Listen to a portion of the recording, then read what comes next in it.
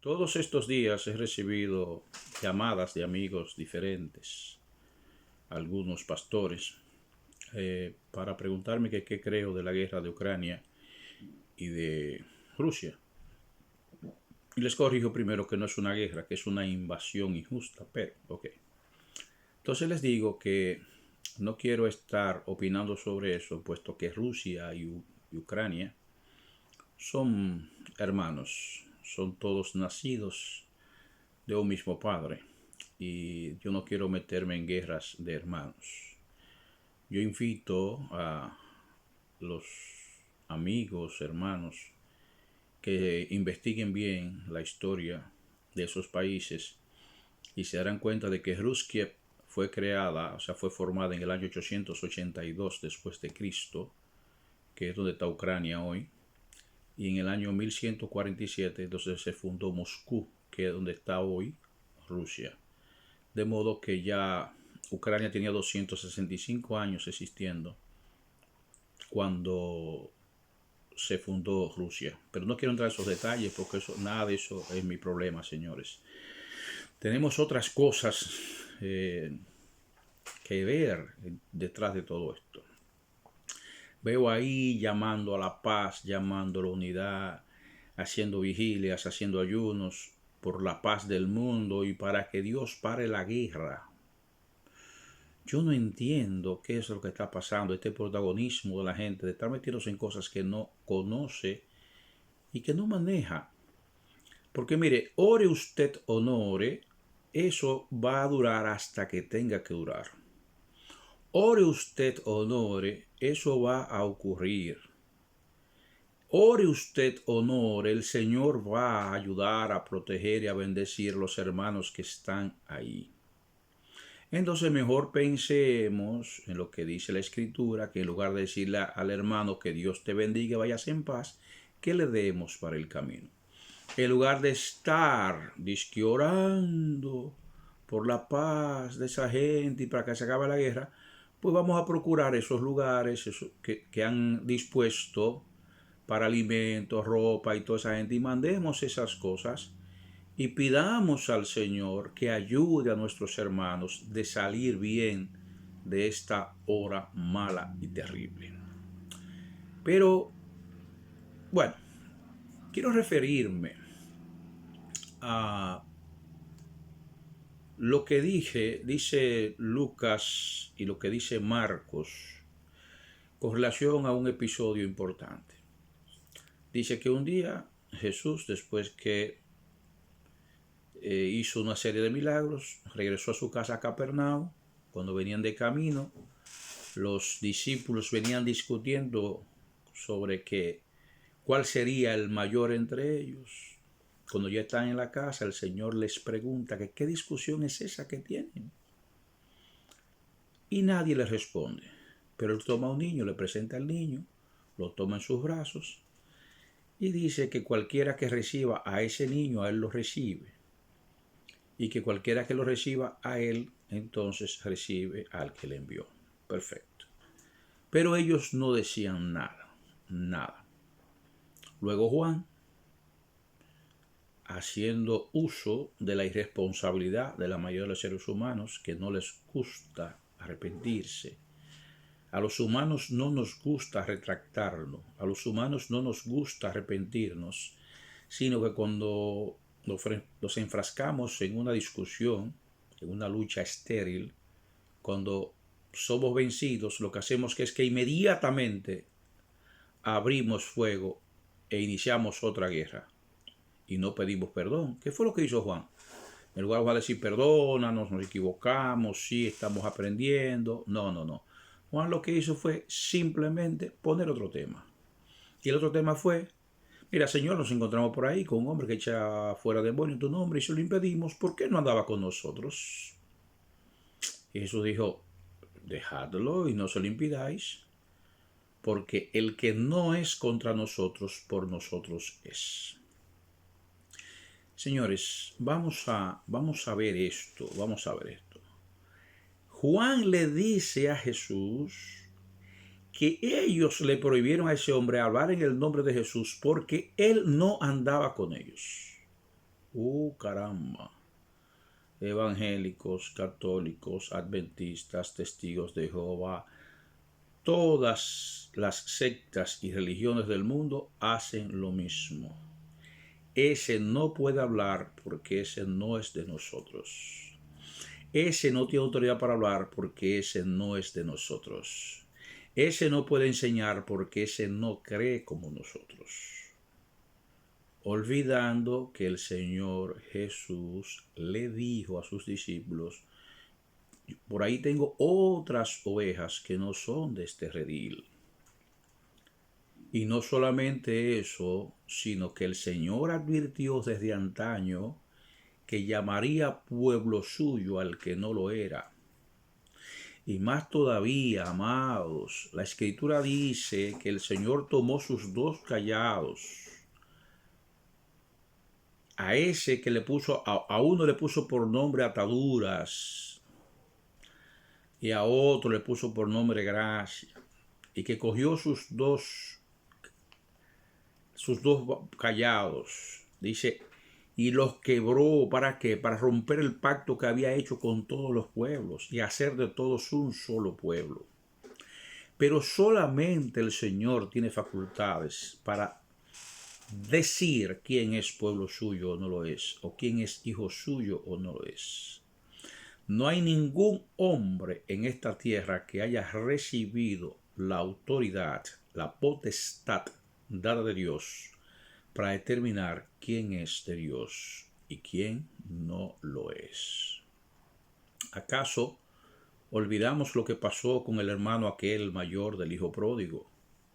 Cuando el hijo pródigo regresó a la casa y él escuchó aquella algarabía, fue y preguntó qué pasaba y se molestó porque el padre estaba haciendo una fiesta porque su hijo perdido había vuelto, su hijo muerto había regresado.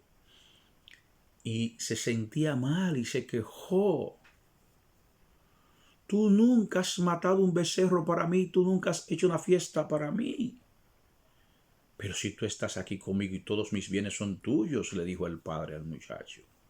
Pero tu hermano se había perdido y ha vuelto. Había muerto y lo he rescatado. Cuidado, religioso, cuidado. Te estás metiendo en cosas que no debes. Ay, oiga, se ha puesto de moda lo que dice Crónicas 7:14. Si mi pueblo se humillare, sobre el cual es invocado mi nombre, y oraren, y buscaren mi rostro, y se arrepintieren de sus malos caminos, entonces sanaré su tierra y sanaré sus enfermedades.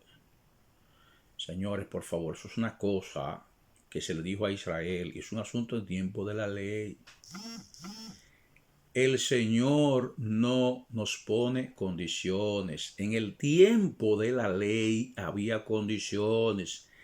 Si tú guardas la ley, vivirás por ella. Si tú haces esto, entonces yo haré aquello.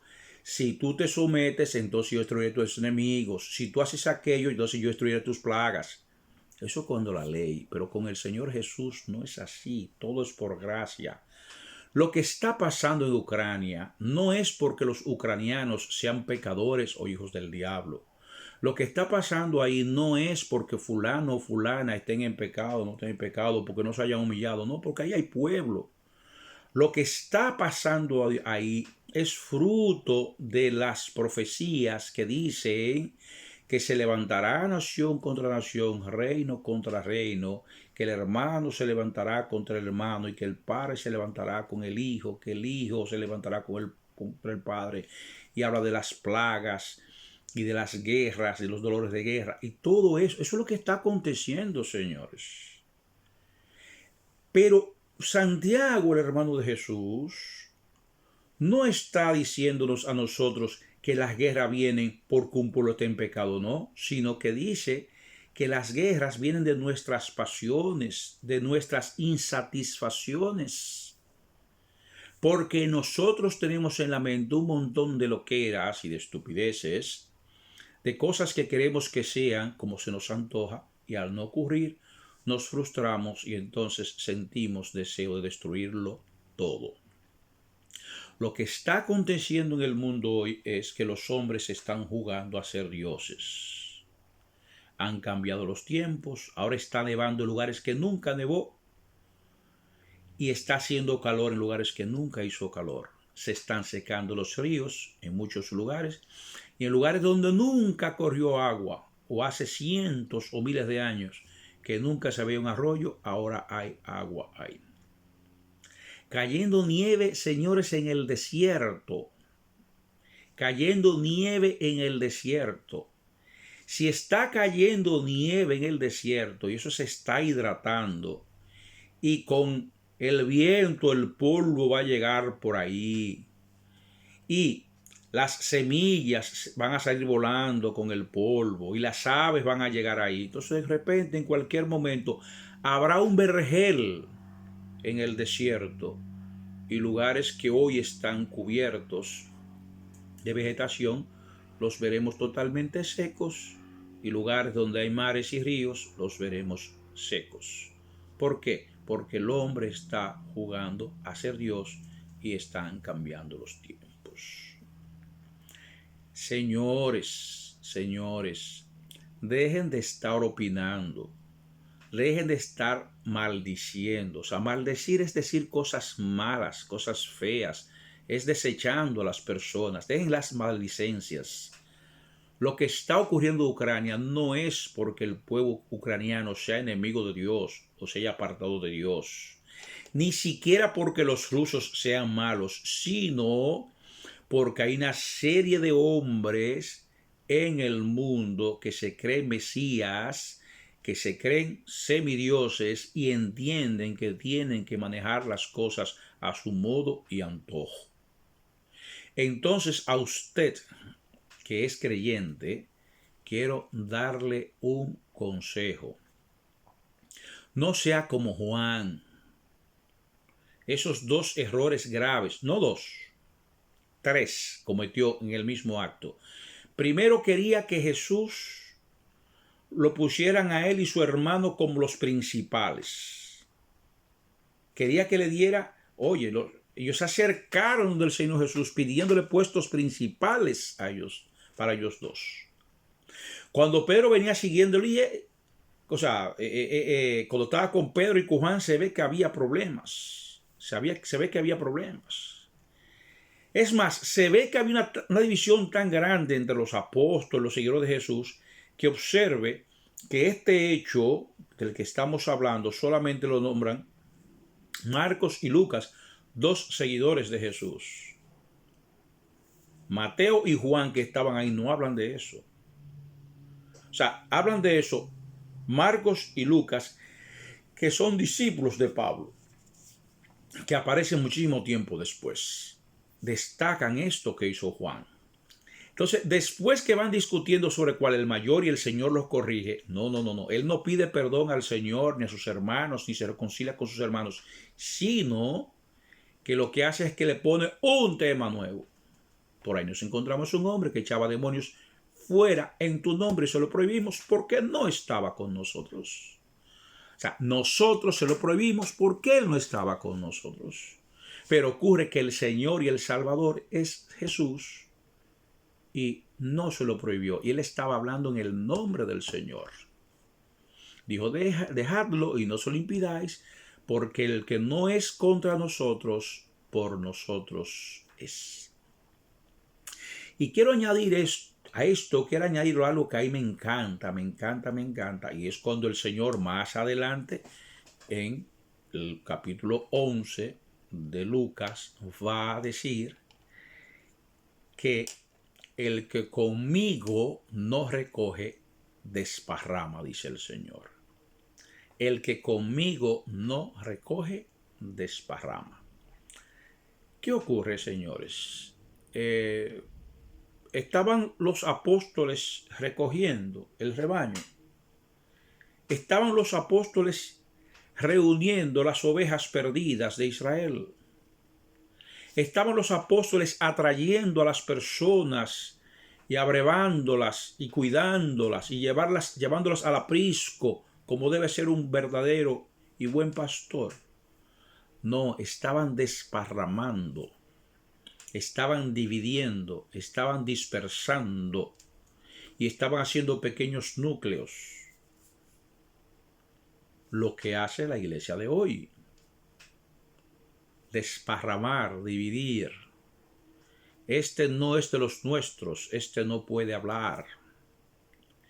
Y porque usted tiene 50 años repitiendo una gran mentira y aparece una persona que en 2 minutos le demuestra que eso es mentira, usted se pone como Satanás y comienza a despotricar, dice que es un demonio, que está endemoniado, que está torciendo las escrituras. Pero mire, déjese de eso y recuérdese lo que le pasó al gran fanático de Pedro.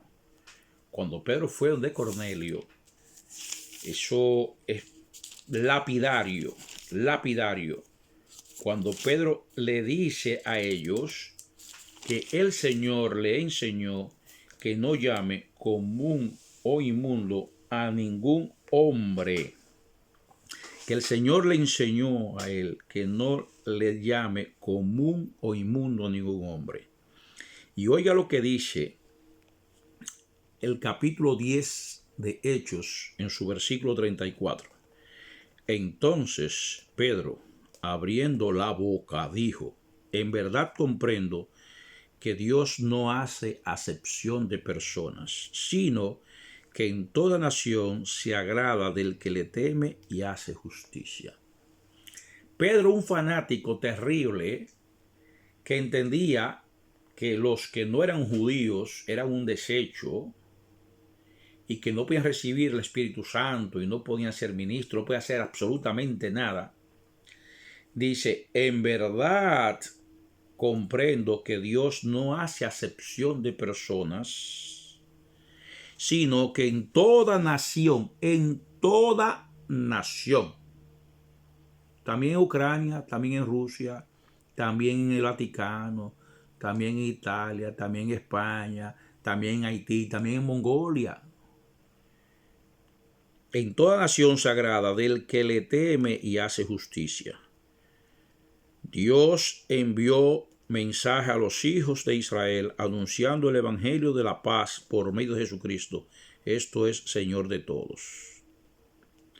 Vosotros sabéis lo que se divulgó por toda Judea, comenzando, y ahí comenzó a decirles todo lo que hizo el Señor y les enseñó, y luego el Espíritu Santo cayó sobre todos ellos y él dijo: he aquí que estos han recibido el Espíritu Santo como nosotros. ¿Qué impide que sean bautizados? Y mandó bautizarlos en el nombre de Jesucristo. Miren, señores, esto es una reflexión muy sencilla, muy sencilla. Usted no es el poseedor de la autoridad de Dios. Ningún hombre en esta tierra tiene autoridad sobre ningún hombre, ni sobre ningún conocimiento, sobre ningún proyecto, ningún concepto. Nosotros somos todos miembros del cuerpo de Cristo y Él es la cabeza. Él es la cabeza. Me encanta cuando la Escritura lo dice varias veces, que el Señor es cabeza de la iglesia como el hombre es cabeza de la mujer. Ellos toman esa parte para subyugar a la mujer. No, yo lo tomo ¿para qué? Para decirle a los ministros que nosotros no somos la cabeza. Ningún ministro es la cabeza de la iglesia. La cabeza de la iglesia es el Señor. De modo que nosotros no tenemos visión, ni olfato, ni gusto, ni audición. Nosotros solamente sentimos. El único sentido que tenemos es el tacto. Podemos sentir, solamente sentir. No podemos ver, ni oler, ni gustar, ni escuchar, porque no tenemos esos sentidos. Esos sentidos están en la cabeza, que es el Señor. Para usted ver limpia y correctamente, tiene que ver a través del Señor. Para usted escuchar correctamente, tiene que escuchar a través del Señor. Para usted oler correctamente, tiene que oler a través del Señor. Y para usted gustar o hablar correctamente, tiene que hacerlo a través del Señor. ¿Por qué nos equivocamos tanto? Porque por ahí andan unos muchachos que dan unas charlas en las iglesias de superación. Ellos dicen que es mejor ser cabeza de ratón que cola de león. Y yo les digo, mira, ustedes están dañándolo todo y están transformando el evangelio de verdad en una porquería que no sirve para nada, porque el ratón no tiene que ver nada con el Señor. El ratón es una basura que anda en las cloacas y anda dañando todo y enfermando todo, y todo lo que toca lo daña.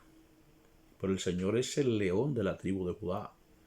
De modo que yo prefiero ser cola del león de la tribu de Judá y no cabeza de ratón, porque el ratón anda en las cloacas y es una basura, una porquería que no tiene que ver nada con Dios.